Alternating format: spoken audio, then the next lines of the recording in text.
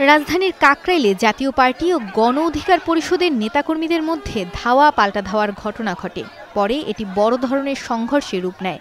শুক্রবার সন্ধ্যা 6:15 থেকে কয়েক দফায় জাপা কার্যালয়ের সামনেই সংঘর্ষ হয়। এ সময় জাপার নেতাকর্মীরা অভিযোগ করেন, গণ অধিকার পরিষদের নেতাকর্মীরা মিছিল নিয়ে এসে তাদের উপরও জাতীয় পার্টির কার্যালয়ের উপর হামলা করে। অন্যদিকে গণ অধিকার পরিষদের নেতাকর্মীদের অভিযোগ, মিছিল নিয়ে যাওয়ার সময় জাতীয় পার্টির লোকজন তাদের উপর ইটপাটকেল নিক্ষেপ করে। প্রথম দফায় সংঘর্ষে গণ অধিকার পরিষদের সাধারণ সম্পাদক রাশেদ খান সহ আরও নেতাকর্মীরা আহত হয়। পরে জাতীয় পার্টির কার্যালয়ের সামনে সেনাবাহিনী, পুলিশ সহ আইনশৃঙ্খলা বাহিনীর সদস্য মোতায়েন করা হয়। এ সময় ইটপাটকেল নিক্ষেপের ঘটনা ঘটে।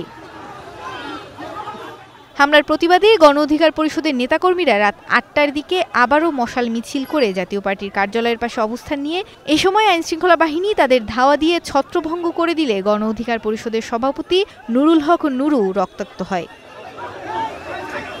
পরে তাকে চিকিৎসার জন্য কাকরাইলের ইসলামী ব্যাংক হাসপাতালে নেওয়া হয়।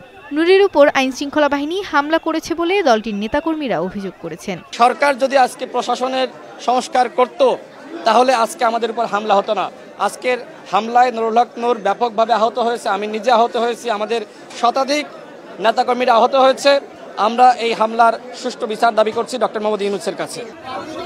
মৌমিতা মৌ, স্টার নিউজ, ঢাকা।